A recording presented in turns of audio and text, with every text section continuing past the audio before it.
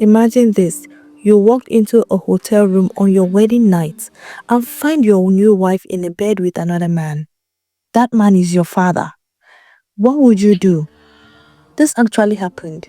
That's exactly what happened to Obinna. And today, I'm bringing you the whole heartbreaking story. Welcome back to Afro Love Stories.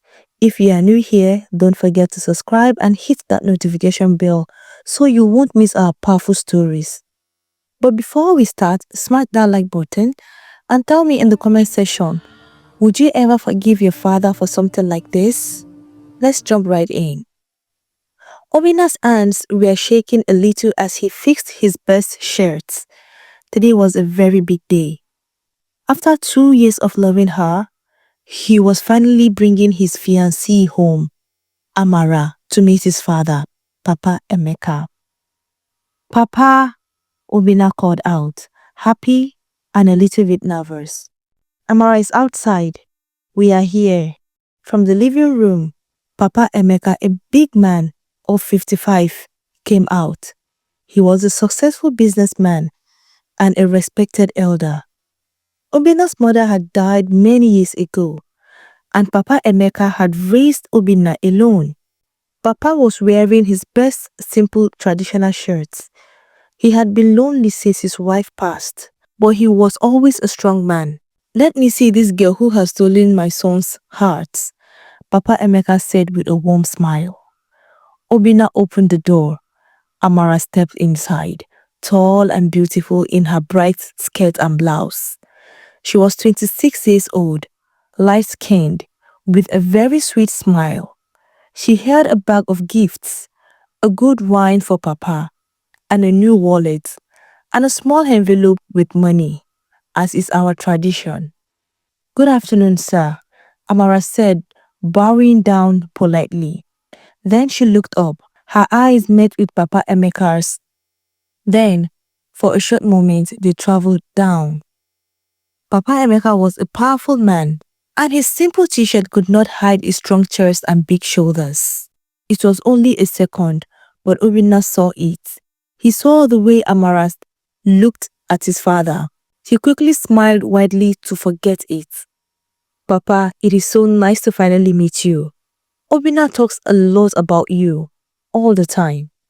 Welcome, my daughter, Papa Emeka said warmly. They sat down. Obinna served drinks and talked happily about his love for Amara, their plans for the future, and how wonderful she was. But Papa Emeka noticed something Obinna didn't.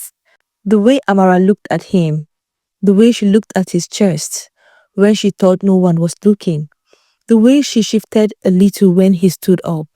This girl, his son's fiancée, was attracted to him. And Papa Emeka felt a dangerous spark inside him, something he should have stopped right away. But he didn't. He liked the feeling of being wanted by a young, beautiful woman.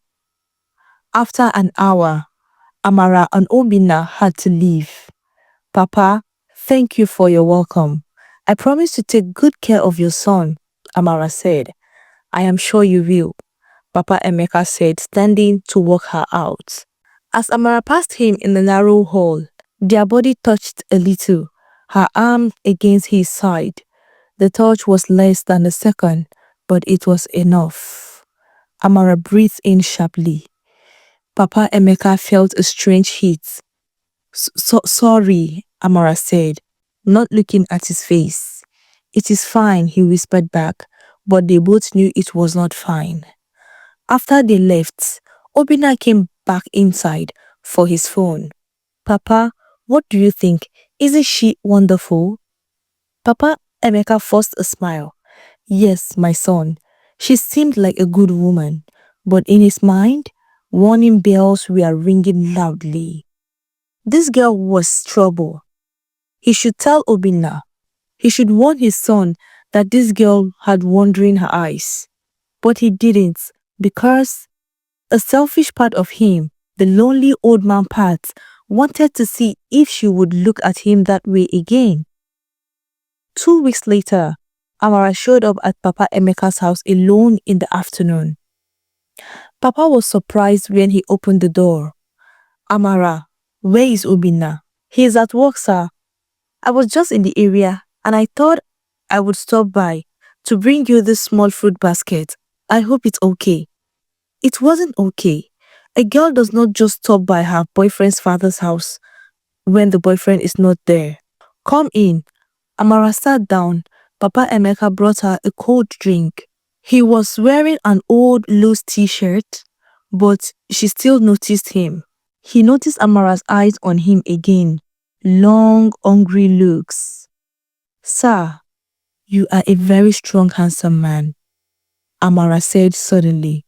The words stayed in the air. Amara, don't, Papa Emeka said, his voice deep. I am just saying the truth. Obinna is a lucky man to have a father like you. I am your father-in-law, Papa Emeka corrected her, his voice light. And you should not talk to me like that. I know, I am sorry. It's just, you know, you are so... She stopped, looking at his body. Papa Emeka should have sent her away right then. Should have told her never to come to his house alone again, but he didn't. Instead, he said quietly, "You should go, Amara." "Yes, sir. I am sorry." She stood up, but she didn't pass him. She stopped. They were inches apart. "Can I ask you something, sir?" Her voice was low and soft. "What?" "Does Obinna know how lucky he is to have a father who looks like you?" Papa Emeka's heart was beating fast. "Amara, you need to leave now." "I am going," but she didn't move. Instead, she lifted her hand and touched his arm. Just his arm, but the touch felt like fire. "You are so strong," she whispered. Papa Emeka should have slapped her, should have pushed her away, should have pushed her out of his house. But he was lonely. He was hungry for the feeling of being a man again. "Please go away," he whispered. Amara leaned closer. Her lips were near his ear. "If things were different, sir. If you weren't his father." "But I am his father." Papa Emeka stepped back, breaking the spell. "And you need to leave now. And do not come here alone again." This time Amara obeyed. She left quickly. After she was gone, Papa Emeka locked the door and leaned against it, breathing hard. His mind was screaming at him. What was he doing? This was his son's future wife. He had to stop this now before it went too far. But even as he told himself this, he knew the truth. It was already too late. The wedding plans went on. Obinna was shining with happiness. The wedding date was set for 3 months later. Papa Emeka gave the bride price and paid for everything. He smiled in the photos. He played the role of the happy father, but inside, he was dying. The affairs had started a few weeks after that first visit. Amara would find excuses to see Papa Emeka alone. "I need to ask your father about the wedding lists. Papa asked me to help him fix something at the house." And every time, they would end up together. Papa Emeka hated himself. Every single time he swore it would be the last. But Amara's hand on his body made him forget everything. She told him that Obinna was too young, too simple. "You are the real man, Papa, the strong one. I want you." He was addicted to her words and her touch. He knew he would confess everything to Obinna, but he was too weak. Finally, the wedding day arrived. The ceremony was beautiful. Obinna looked handsome in his suit. Amara looked stunning in her white wedding dress. When the pastor said, "Speak now or forever hold your peace," Papa Emeka almost stood up to scream the truth, but he stayed quiet. He watched his son marry his lover. He played the role of the happy father. That evening, as the party ended, Papa Emeka was waiting for his driver in the hotel lobby. When Amara came to him, she was supposed to be upstairs with her new husband. "Papa," she whispered. His heart stopped. "Amara, what are you doing? You should be with Obinna. It's your wedding night." "He is upstairs changing. I need to see you. Just one last time, Papa." One last time before I become his wife for real. No, Amara, we agreed. No. Room 512, I saw you checking in earlier. I will come to you in an hour. Please, Papa, just one more time. She walked away quietly. Papa Emeka stood there, shaking. He should leave, but his feet carried him to the elevator, up to the fifth floor. He knew the truth. He was weak. 1 hour later, Amara knocked softly on his door. Papa Emeka closed his eyes and opened the door. Obinna stood in the honeymoon suite, room 104, looking at himself in the mirror. He was wearing new pajamas. His heart was full of love. Everything was ready for his wedding night. But Amara was not there. She had left an hour ago, saying she needed to get her special perfume from her maid of honor. I will be right back, honey. Don't go anywhere. But 1 hour passed, then 1 hour and 20 minutes. Obinna tried calling her phone. No answer. A bad feeling started in his stomach. Something was wrong. He put on his robe and left the room. Maybe she ran into some family downstairs, but the lobby was almost empty. Obinna stopped a hotel worker. Excuse me, do you see a tall, light-skinned woman in white dress pass through here? My wife, Amara. Oh yes, sir. About an hour ago, she went to the elevator with a big older man in the traditional shirt. Obina's blood went cold. Another man? Yes, sir. A big man. I think it was your father. He checked in earlier. Obina's hands started shaking. No, no, no, no. He was crazy. There had to be a good reason. Maybe Papa forgot his medicine in a room. Maybe Amara was helping him. Maybe. Which floor did they go to? Obinna asked the worker, his voice very low. I am not sure, sir, but I think it's the fifth floor. Obinna walked to the elevator like a man in a bad dream. He pressed the fifth floor button. The doors opened. Obinna stepped into a quiet hallway. He walked slowly, not even knowing what he was looking for. Room after room passed by. Room 508, room 510, room 512. At room 512, he stopped. He didn't know why. He stood outside the door, his heart pounding. From inside, he heard sounds, soft sounds, and then a woman's voice moaning, and a deep, familiar man's voice. Amara, you feel so good. I can't get enough of you. The whole world stopped. That was Papa's voice, his father's voice, and he was saying his wife's name. Obina's hands moved on its own. He grabbed the door handle. It was unlocked. He pushed it open. The sight before him would stay in his mind forever. The room was dark, only lit by a small lamp.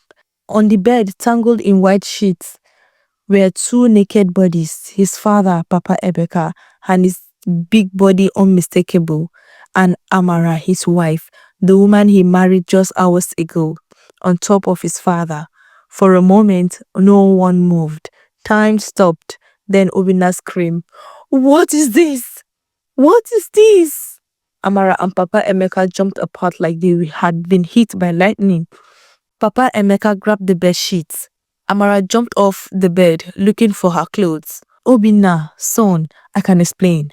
Papa Emeka cried, Explain? Explain what? You were in bed with my wife on my wedding night. Obinna's scream brought people out of their rooms. Doors opened. Guests looked out. Someone pulled out a phone and started recording. Amara was crying. Obinna, please, I am so sorry. I am so sorry. You are sorry, Obinna walked forward. You are my wife and you are my father. How could you? How could you do this to me? Papa Emeka stood on the bed, holding the sheet. Son, please, calm down. It's a mistake. Don't touch me, Obinna shouted at Amara, pushing her away. By now, many people had gathered at the door. Wedding guests, family members, everyone staring, everyone recording. Obinna's uncle pushed through the crowd. What is going on here? Obinna, why are you screaming? He stopped when he saw the scene. Papa Emeka on the bed, naked except for the sheets. Amara half dressed, with a look of guilt on her face. Emeka, what is this? What are you doing? The uncle's voice was full of shock. More family arrived. The whisper started immediately. Oh my God, is that not Papa Emeka on the bed with his son's wife? On the wedding night? This is a great evil. Papa Emeka could not look at anyone. He kept his face down, tears running down his face. I am sorry. I am so sorry. Obinna stood in the middle of the room, shaking. He looked at his father, the man who raised him, the man he looked up to. How long? Obinna's voice was deeply quiet now. How long has it been happening? Papa Emeka looked up, his face full of pain. 4 months, he whispered. 4 months? Obinna laughed, but it was a bitter, broken sound. 4 months. So while I was planning my wedding, you were sleeping with my wife. While I was talking about having children, my father was in bed with the woman I was going to marry. He turned to Amara, his eyes burning. And you promised to love me forever. You said I do while planning to sneak off to his room tonight? Amara was sobbing. I'm sorry. I don't know why I did it. He is so strong. He made me feel what? Obina cut her off. Feel like a woman. And that was what destroyed my life. The hotel manager and security arrived. Please, everyone must leave. You are disturbing others. But no one moved. This was too shocking. Obina pulled off his wedding ring and threw it at her. It hit her chest and fell to the floor. I am not your husband, he said, his voice broken. I will sign all the papers. The marriage is over. Go with him since you want him so badly.